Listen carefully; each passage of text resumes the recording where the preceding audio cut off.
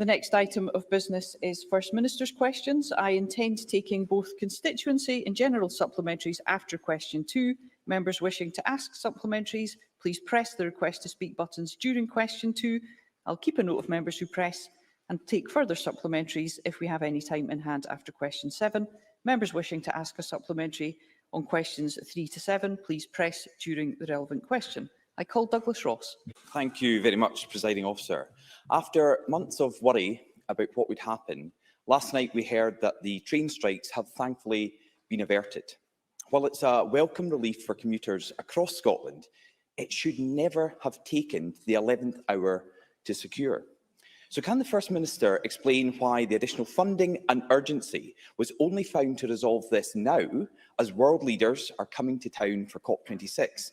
And why are they more important than ordinary Scots who have had to put up with this since March? First Minister. Well, Douglas Ross clearly hasn't looked at or understood the nature and the detail of what was agreed last night, but I'll come on to that in a second. A very reasonable offer was made to the rail unions. Negotiations have been ongoing for some time. I think the reasonableness of the offer is evidenced by the fact that of the 4 rail unions that were party to these negotiations, 3 of them had already accepted that offer. The outstanding one was the RMT, and agreement was reached, I'm delighted to say, last night. And the basis of that agreement is a 1-year deal, and this is where I don't think Douglas Ross has looked at the detail. There is no additional funding in that 1-year deal. The deal that was offered for the first year is the same as the one that was offered to the RMT earlier this week. The difference is for the second year, which the other unions have accepted, there will be further negotiations to come. I think this is a good outcome for the travelling public across Scotland. It doesn't simply remove the prospect of a rail strike over the period of COP. It also resolves the Sunday strikes that have been ongoing for some time. So it's a good outcome and one that I'm delighted to see secured over the course of the last 24 hours. Douglas Ross. Douglas Ross.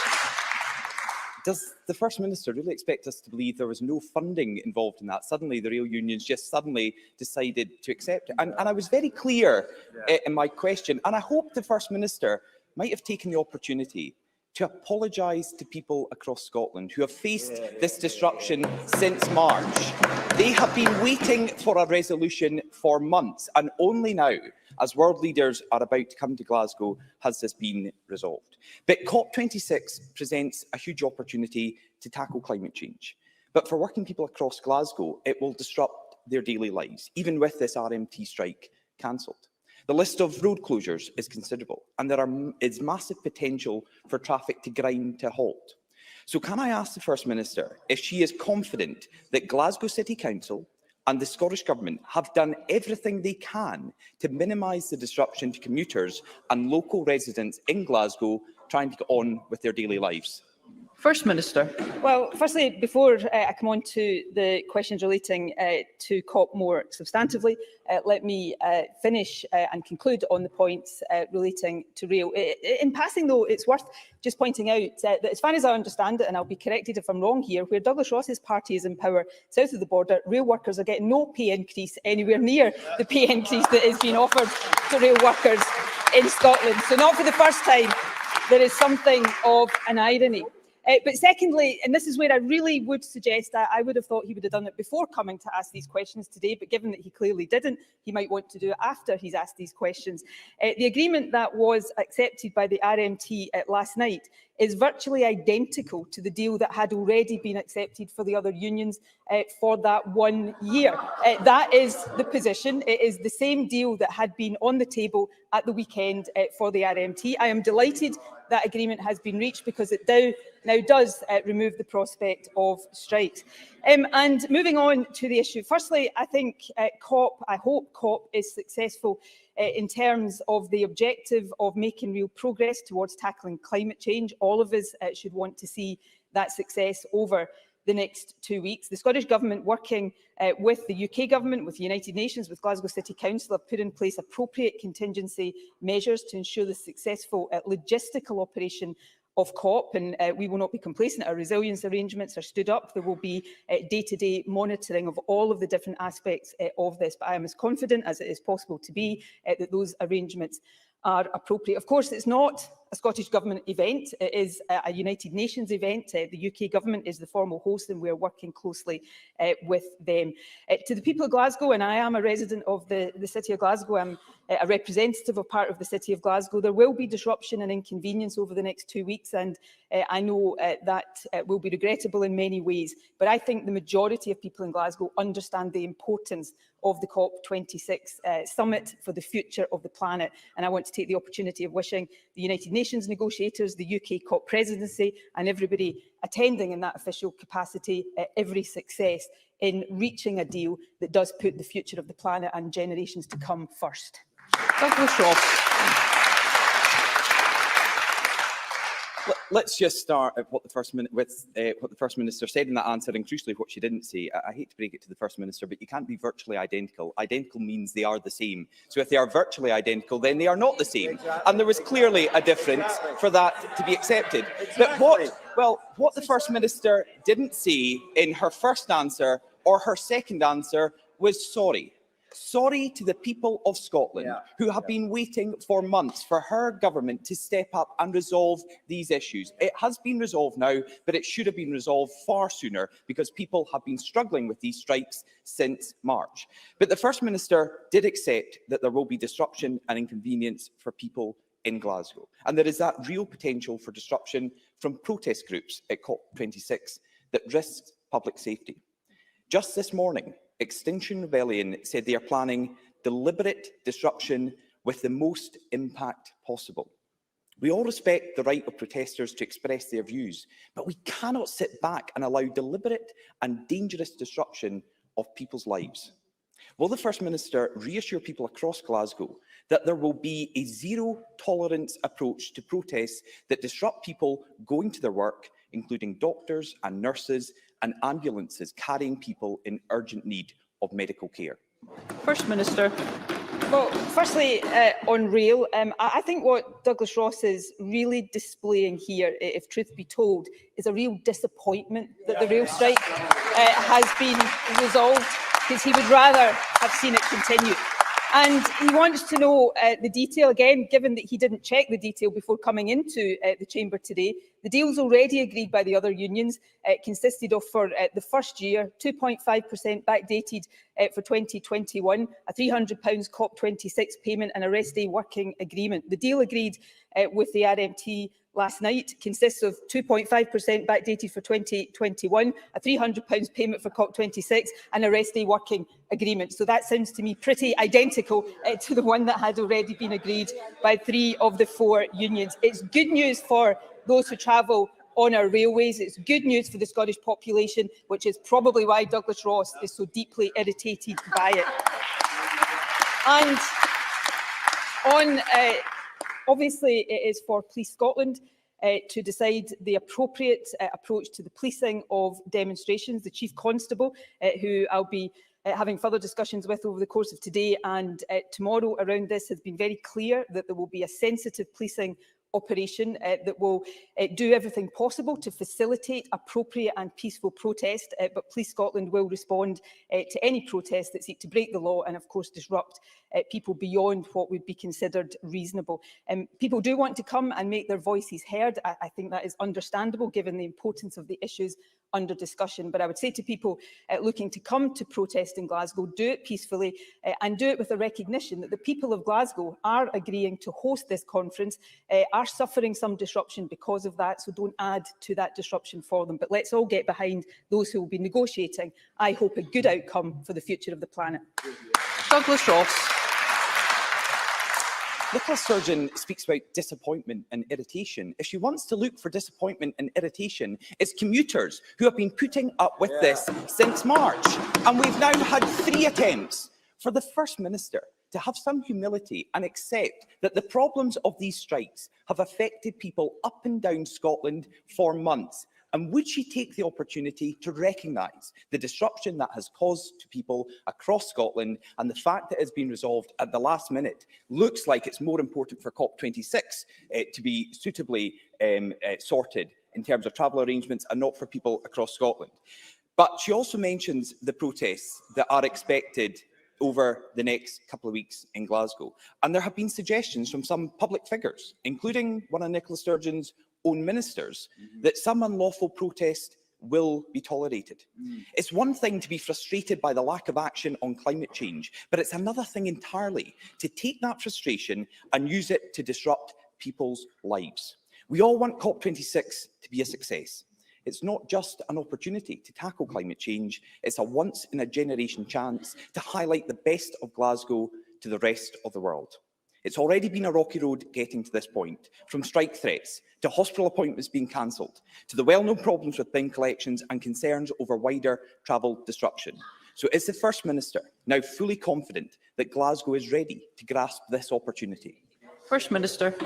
Yes, I am. Obviously, the UK Government has a big part to play here. Douglas Ross is actually sounding a bit disappointed that the UK Government decided to bring COP26 to Glasgow. Perhaps he wants to direct some of these concerns to them. These are serious issues that the Scottish Government has been focused on with our partners, which in the case of COP includes the UK Government, Glasgow City Council, the United Nations. I met just yesterday with the UN lead negotiator in COP26 to discuss obviously some of the logistical issues around it, but also the substance of the negotiations. On the issue of rail disruption, the Scottish Government has been supporting ScotRail to bring an end to any disruption. I always regret disruption that is caused by disputes of this nature, but I do think the offer that has been made to rail unions was a reasonable one, evidenced by the fact that 3 out of the 4 unions had already accepted it, and I'm glad to say that we reached agreement with the 4th of these 4 unions last night to take away the prospect of strike and to end the Sunday disruption that has been suffered now for some time. Finally, Presiding Officer, on the issue of protest, in a constitutional democracy, it is not for politicians to decide how they police demonstrations. It is for the police to decide how they appropriately police demonstrations. So if what Douglas Ross is asking me is, do I have confidence in the ability of Police Scotland to do that appropriately and sensitively and with the interests of the people of Glasgow and Scotland at heart, then yes, I do have confidence in Police Scotland to do so. Thank you. Thank you. Question number 2, Anas Sarwar. Presiding Officer, next week the eyes of the world will be on Glasgow as leaders gather for our last great chance to avert the climate emergency. It's in all of our interests and those of future generations that COP26 succeeds. We have the opportunity to strike a historic Glasgow agreement, but the proposals currently on the table would still lead to over 2 degrees of global warming. That simply isn't good enough. That's why it's important that political leaders both at home and abroad turn their words into meaningful action. So does the First Minister agree that means leading by example? First Minister. Yes, I do agree that, and Scotland does lead by example. That is not to say we have not got more work to do, because we absolutely, most definitely have.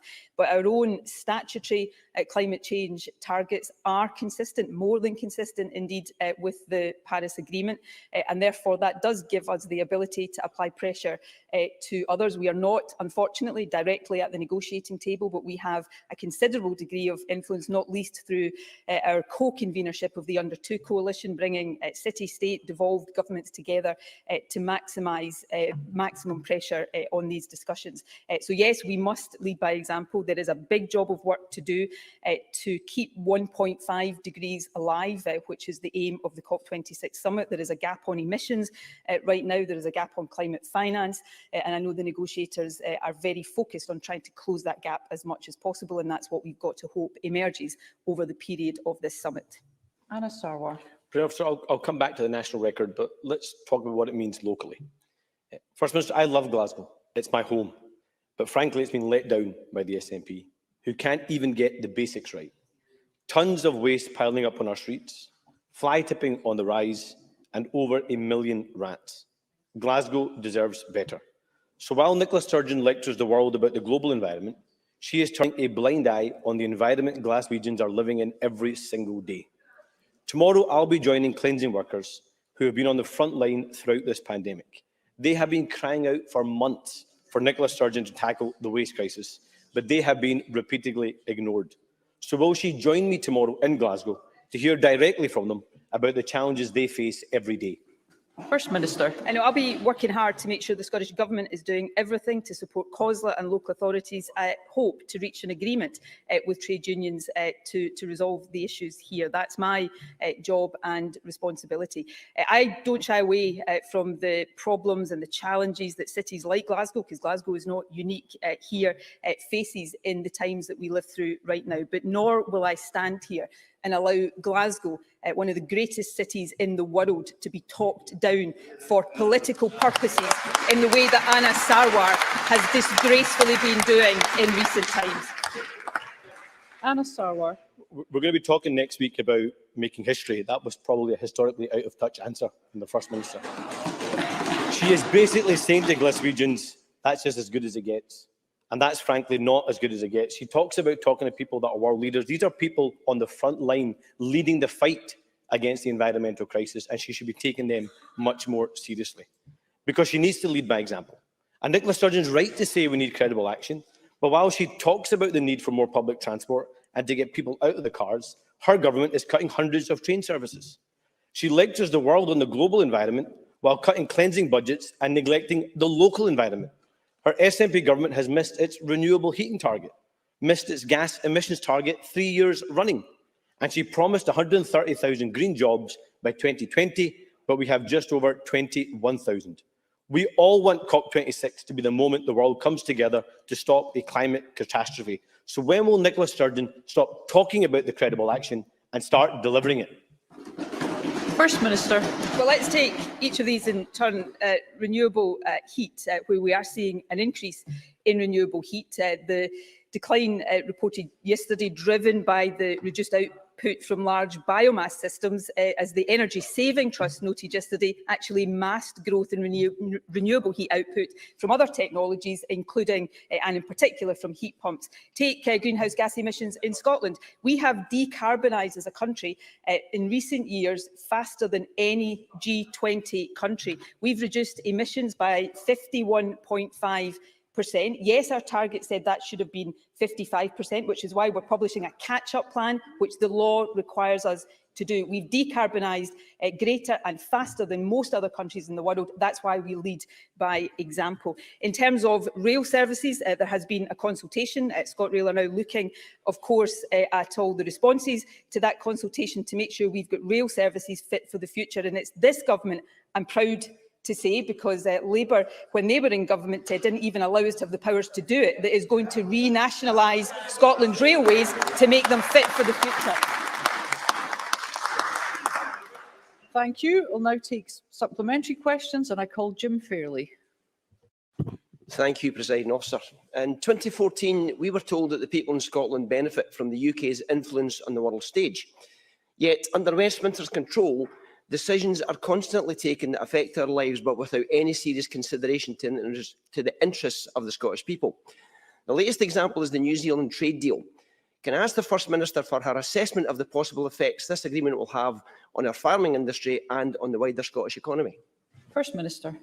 Well, the proposed trade agreement with New Zealand represents a significant opening up of our agriculture market to imports of New Zealand agri-food, which is produced to lower costs and crucially will do nothing to offset the damage to our economy caused by Brexit. I mean, the UK's government's own economic analysis concluded that a UK-New Zealand trade agreement would have a 0% impact on UK GDP overall, while the deal would actually deliver a contraction of 0.5% to GDP in Scotland's agriculture and semi-processed food sector.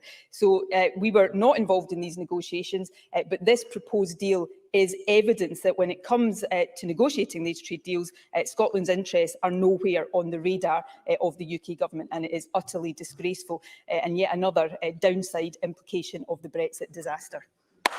I call Douglas Lumsden. Thank you, Presiding Officer. As the First Minister knows, I, along with many other Scots, are taking part in the Novavax vaccine trial.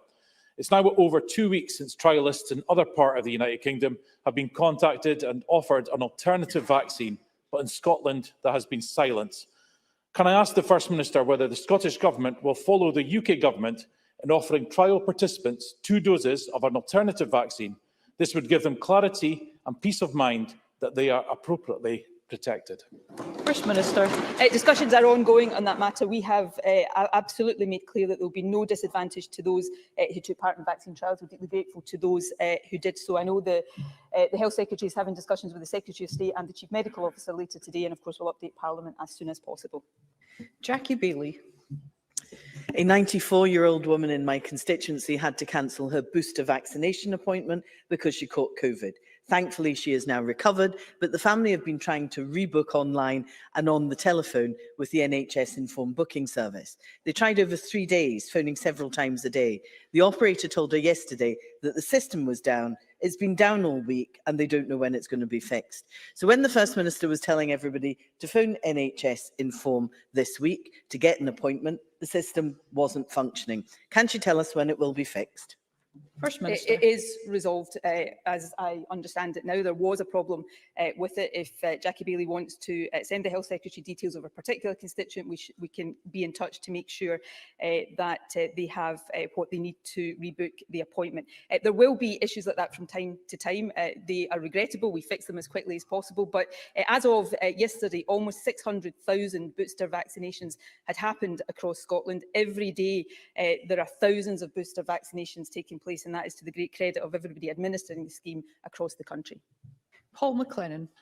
Thank you, Presiding Officer. The First Minister will be aware that the people of Afghanistan are currently suffering through a humanitarian crisis, with more than half of its population facing acute hunger as the country is gripped in one of the world's largest food shortages. The UN has warned that a harsh winter looms, with over 23 million Afghans will go hungry as a result of conflict and economic downturn. Will the First Minister express her solidarity with the plight of the people of Afghanistan and call on the UK Government to work quickly with the UN to come to their aid? First Minister.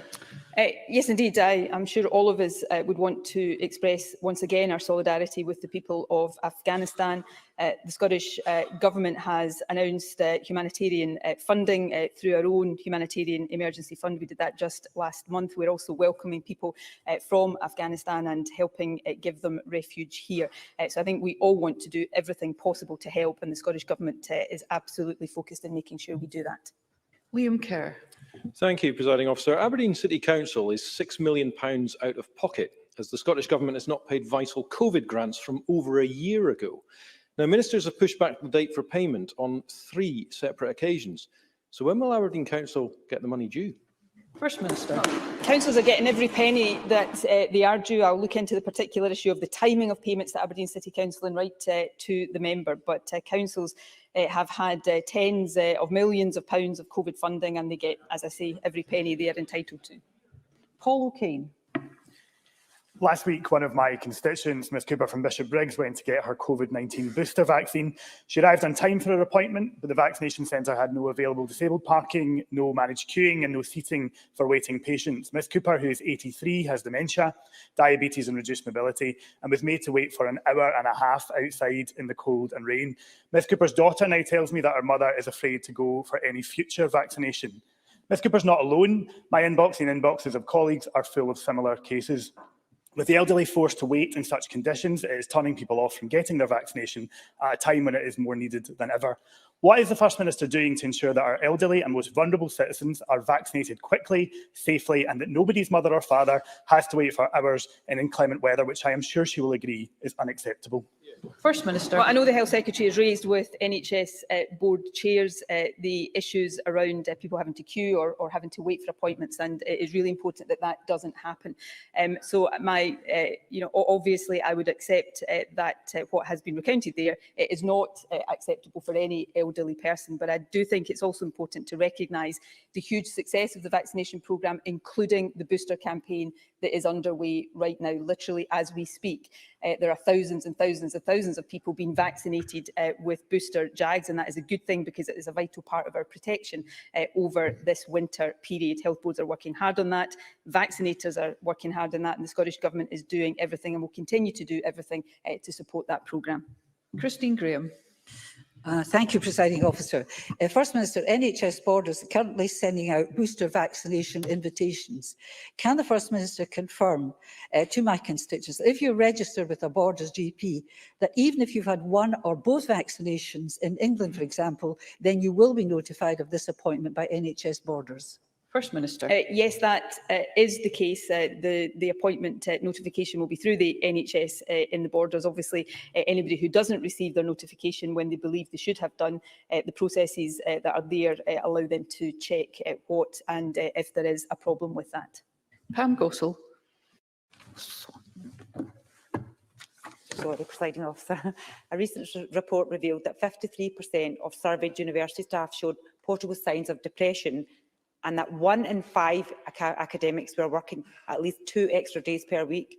What action is the Scottish Government taking to help universities and colleges reduce the workload of staff as restrictions persist?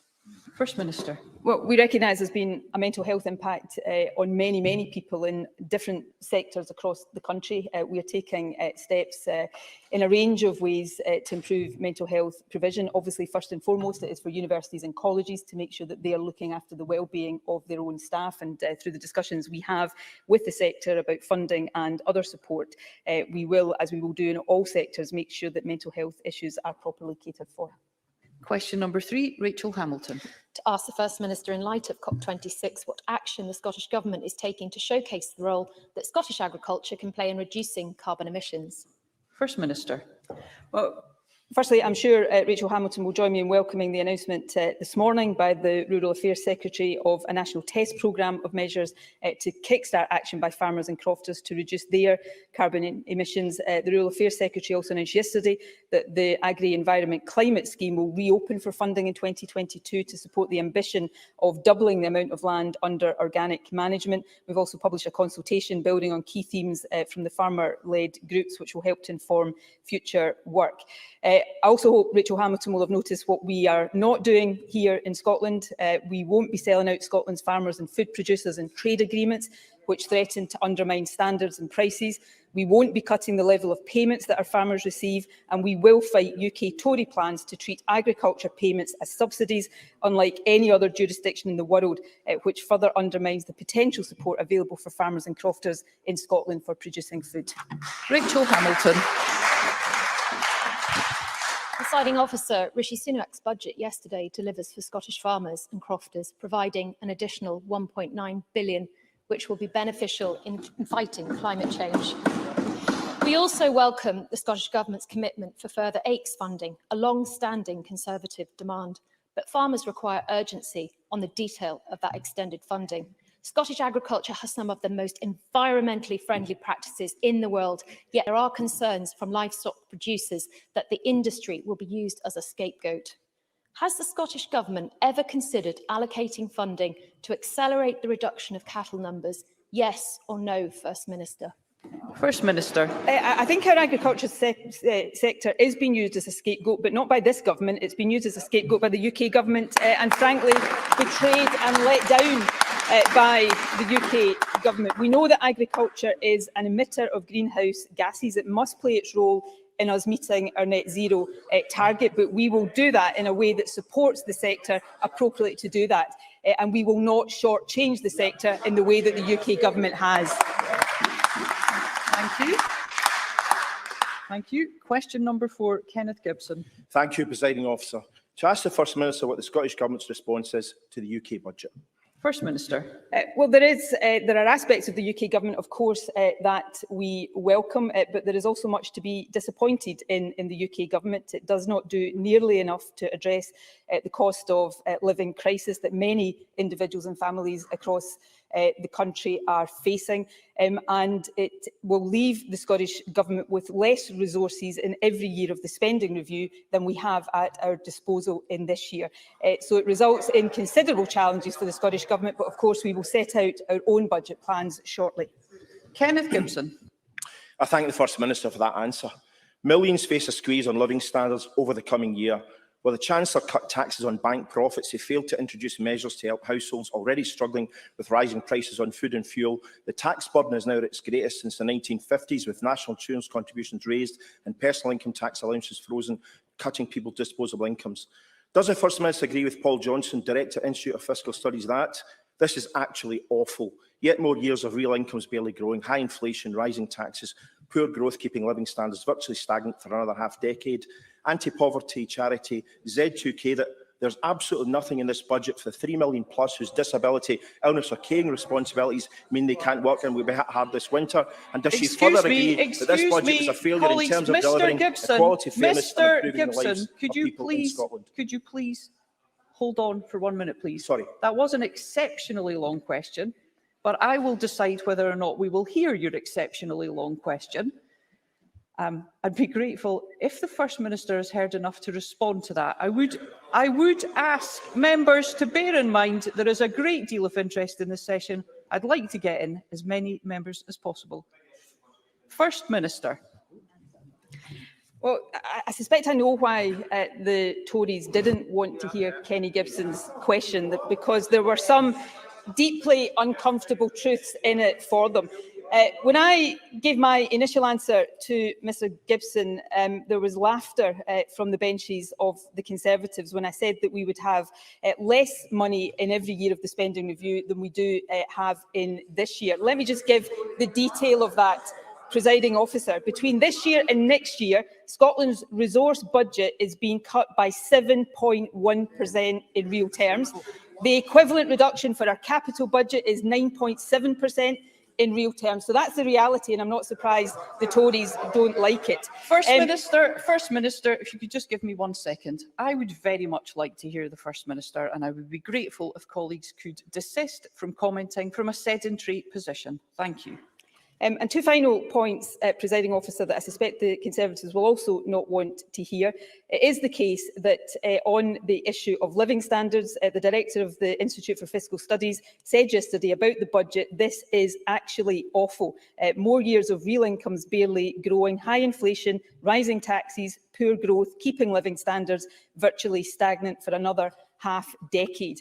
And then, of course, we have universal credit. And this is what the Resolution Foundation had to say. Of the 4.4 million households in universal credit, around 3/4 will be worse off as a result of decisions to take away the £20 a week uplift. So beyond the headlines, those are the realities for individuals and families right across the country. That's why the Conservatives didn't want to hear the facts.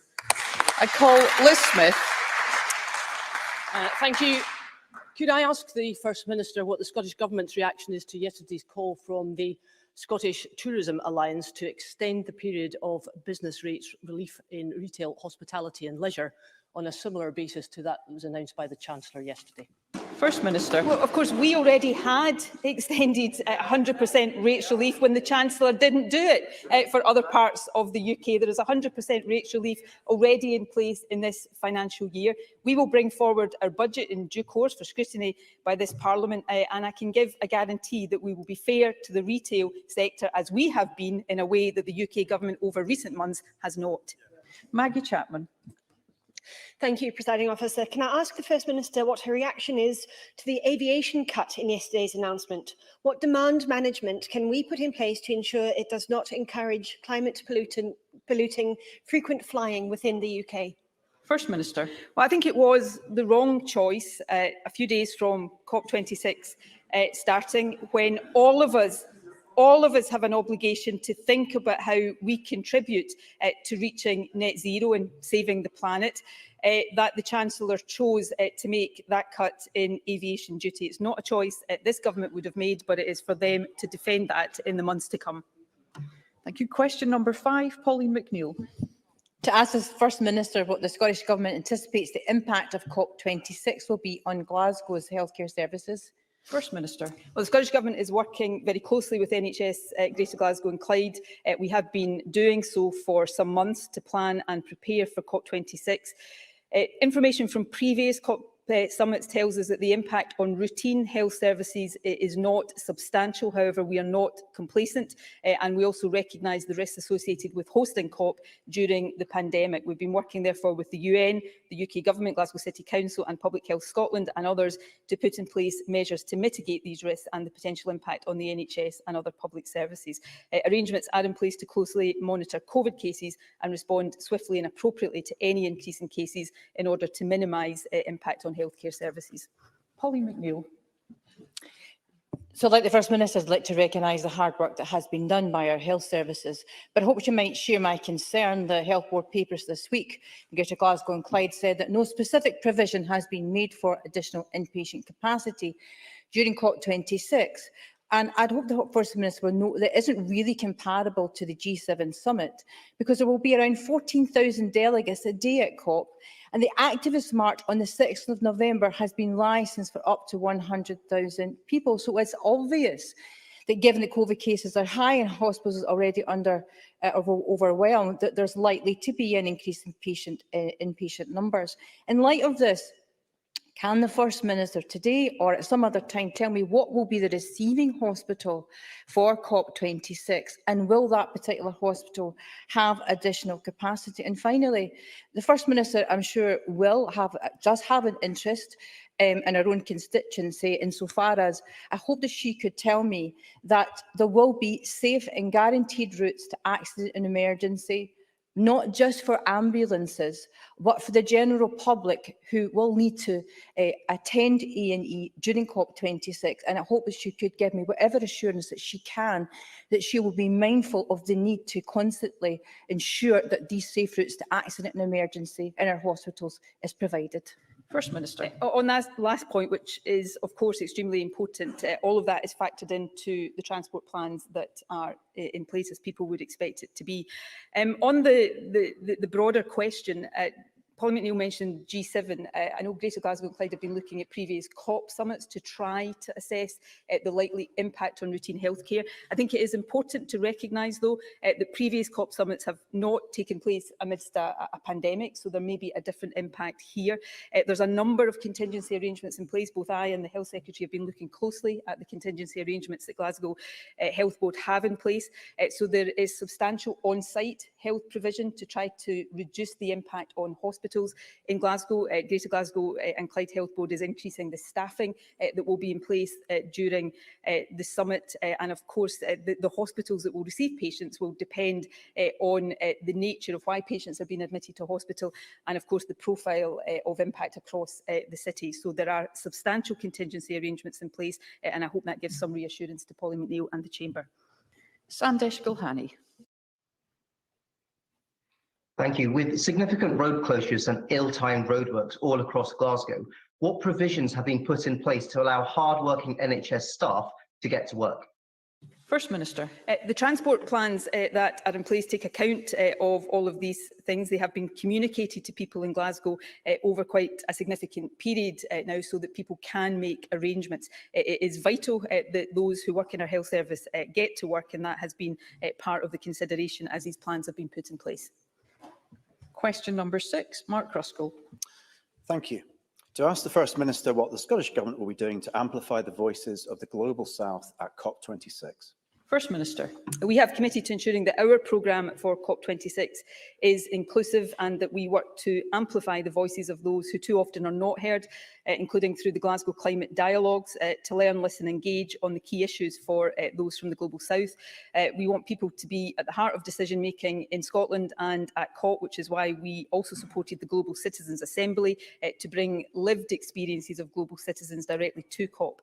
We're amplifying youth voices in Scotland and Malawi, for example, through our Malawi Climate Leaders programme. I expect to have a number of meetings with representatives of the Global South over the next 2 weeks to listen to their perspective on the climate crisis and to hear how we can further support their voices in their asks of COP26. Mark Ruskell. Can I thank the First Minister for that answer? It's clear that leadership is being shown by the Scottish Government here.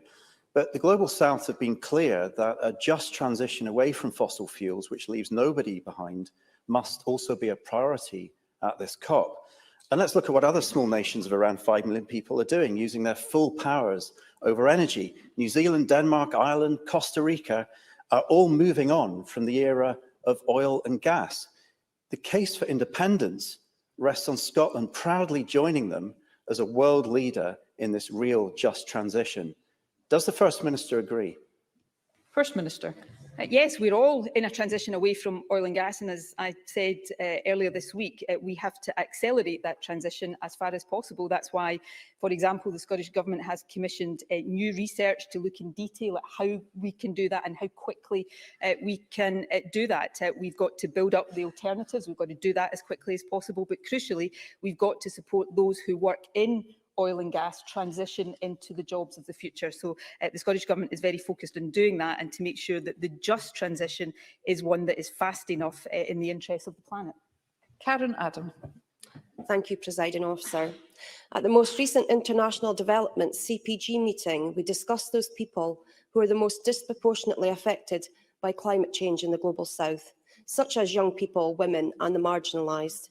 It was stressed that any international aid must get to the local communities because they are best suited to ensure that the aid is distributed where it is most needed. Can I ask the First Minister, what steps can the Scottish Government take to ensure that aid is reaching these local communities and vulnerable groups? First Minister. Well, in trying to amplify those voices over COP, this will be one of the key issues. Climate finance is one of the significant strands of the discussions that will take place in Glasgow over the next 2 weeks. The quantum of climate finance, but also how that finance is used so that it's not just on mitigation, but it is also on adaptation and crucially on what's called loss and damage. Our own Climate Justice Fund is looking to pivot towards that. So we can lead by example in what we do, but also do everything we can to make sure the voices of the Global South are heard on these issues. And that's exactly what we intend to seek to do. Question number 7, Willie Rennie. To ask the First Minister what the Scottish Government's position is regarding the use of facial recognition technology in schools. First Minister. Facial recognition technologies in schools don't appear to me to be proportionate or necessary.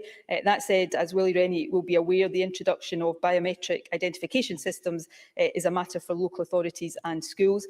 The Scottish Government is clear that prior to introducing biometric systems, an education authority should carry out a privacy impact assessment or proportionate equivalent and consult with pupils and parents. Information should also be provided on data protection, how to opt out, consent issues and alternative systems which may be used.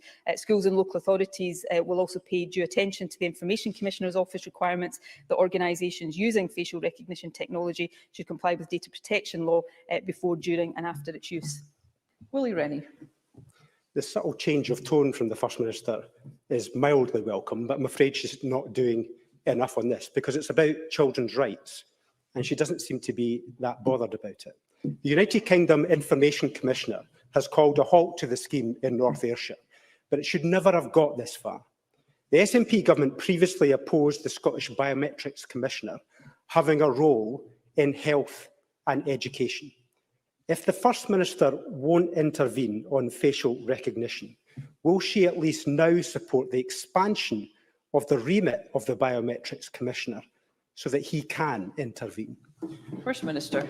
I'm happy to give consideration to that suggestion, but of course the rights of children are hugely important, I think, to all of us in this chamber. We're committed to ensuring that their rights are protected, and that includes the right of children and young people to the fair and lawful process of their personal information. I'm not aware of any subtle change in the tone of my answer.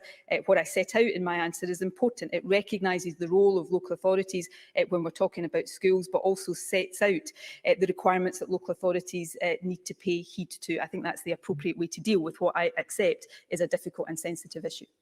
Thank you. I call Pam Duncan-Clancy. Thank you. The First Minister, like me, has the privilege of representing Glasgow as an MSP. I'm really disappointed to hear her response today to Anas Sarwar's question. asking you to meet with cleansing workers tomorrow because of the state of our streets and because there are rats running about our streets is not talking Glasgow down, it is letting Glasgow down. As my representative, as my MSP, I ask the First Minister again, please meet with cleansing workers tomorrow and hear from them firsthand what is happening. And I can assure you there are rats in our streets, there are rats in my flat. As my representative, please meet with cleansing workers tomorrow and show that you care about Glasgow. First Minister. I think people who live in and work in Glasgow, certainly in my constituency, know that I care deeply about all of the issues that they face. That presumably is one of the reasons that they have elected and re-elected me as their representative. I listen to cleansing workers, I listen to people across Glasgow on a daily basis. My job as a local representative is to represent those interests, which I do every day to the best of my ability. My job as First Minister is to try to find the solutions to these issues. That's why the Scottish Government will continue to do everything we can to support COSLA to find a solution to these issues. I don't shy away, as a resident of and a representative of the City of Glasgow, I don't shy away from the challenges that the city faces. But I do think some of the language that Labour is using about Glasgow, some of the ways in which Labour is seeking to characterise the City of Glasgow is doing a disservice to the city and to people who live there. And they're doing that for political purposes, not in the interests of the city. Thank you. That concludes First Minister's questions. Point of order, Finlay Carson. My apologies for my late notification, my point of order. I seek your guidance over comments made by Graham Day, the Minister responsible for transport, relating to future rail services in the southwest of Scotland. Speaking in the Chamber on the 22nd of September, in response to a question from Emma Harper, the Minister stated there would be 6 additional services operating on the Ayr to Stranraer line. I then raised a supplementary question on this information, and Mr Day responded. In his haste to jump up and ask a supplementary question, Finlay Carson was clearly not listening to my first answer, so I will repeat what I said. It is proposed that there will be additional 6 Ayr to Stranraer services compared to the current timetable. Subsequently, I asked Spice to confirm that the information provided by the Minister was indeed correct. Spice have since confirmed that the Minister spoke in error. In the response, Spice stated, and I quote, "To confirm, rail officials and the Minister are aware of the error below. The error resulted in analysis of figures by rail officials, which were then provided to Mr Day. Despite that fact, and apparently the Minister has been informed, I have received no communication or apology from Mr Day on this matter. I'm therefore seeking your guidance. Has the Minister made any attempt that you're aware of to correct the record on this matter, now that he must surely be aware of the error that it made? And if not, given how long the misinformation has been part of the official report, can you advise how this error should be addressed and whether there has been any breach in the code of conduct, ministerial or otherwise?" Thank Mr Finlay for his contribution, which is now on the record. The member will be aware that the content of members' contributions is not a matter for me in the chair. There does, however, exist a mechanism by which members can correct any contribution that they have made. Thank you.